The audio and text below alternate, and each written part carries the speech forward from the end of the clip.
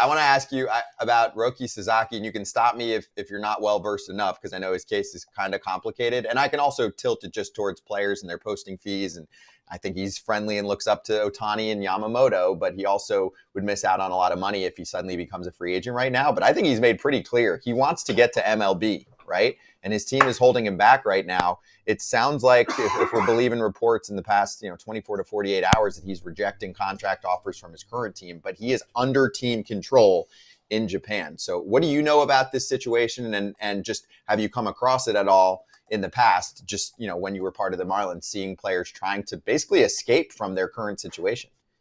Yeah, so that's the thing about free agency, is that if you're the property of a team, which you are for your first 6 years in Major League Baseball, there's nothing you can do. You can hold out or you can scream and yell, but the fact is it doesn't change your lot in life.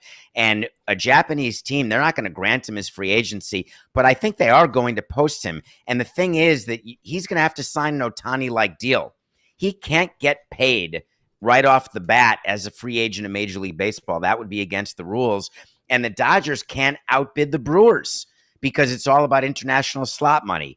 That's the rule underneath the CBA. But here's the reality.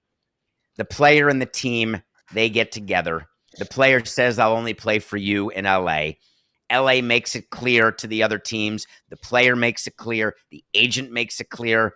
And you can save all the slot money you want, like the Yankees did trying to get Ohtani. But if Ohtani wants to be an Angel, he'll be an Angel.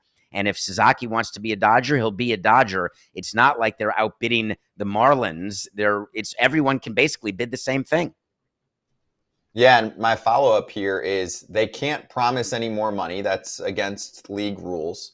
But David, they can point to the amount of money that Ohtani and even Yamamoto have made in marketing dollars. That is not connected to them. So to me, it almost starts to become like the booster world in the NCAA, because Shohei Ohtani's making tens of millions of dollars in marketing money. That's a fact. Sasaki can essentially make a lot more money with LA if the sponsors out in Japan want to sponsor him as part of the Dodgers and Ohtani, right? He can do a commercial for $5 million if he signs, and then do that the next day, and he can make himself a lot more money in the meantime, right? Yeah, I would tell you that when a Japanese player of that ilk comes to the U.S., if, Ichiro in Seattle had an amazing endorsement portfolio. When Dice K went to Boston on the East Coast, an amazing portfolio of endorsements. Ohtani, the reason he can defer the money with the Dodgers the way he did is that he makes about $60 million reportedly in endorsement income per year while he's playing. So therefore he can defer it out until after his career's done, his payroll, his salary with the Dodgers. So of course he has an opportunity, Sasaki does, to do that. But it doesn't mean he has to be on the Dodgers to do that. He could, in theory, play for Milwaukee, and he would get endorsement dollars in Japan, and the Brewers would become a big-time brand over in Japan. So there is something to the West Coast and the proximity to Japan and the ease to go back and forth from Seattle and LA back to Japan. I get that. But at the end of the day, does he want to play with Ohtani and Yamamoto? Maybe he does, but there's also a bunch of Japanese players who want to forge their own path, and they want to be stars, the star on their own team. And so I think it's a bit of a wait to see, other than the rumors that I've heard pretty strongly are that he does want to be a Dodger, in which case, stand down, everybody. He's going to be a Dodger. Is it illegal for a team to set up those types of hey, we'll get you $20 million in commercials if you sign here? Is that an illegal thing for ownership or GMs to do because of the strict, you have to stay in the slotting fee, you have to stay in all that stuff, because it's technically not being paid by the team? Yeah, it's completely against the rules, and it's completely done. So when we have players, we'll pitch to them, hey, come sign in Miami. You have no state tax. That's totally kosher and legit, where you can compare salaries in Miami versus New York. That's totally understandable. But if you say to a player, hey, sign with me, and it's especially true in a salary cap league like in the NBA or the NFL, you cannot promise dollars. And like what Bronny James got, wink, wink, that's really not supposed to happen.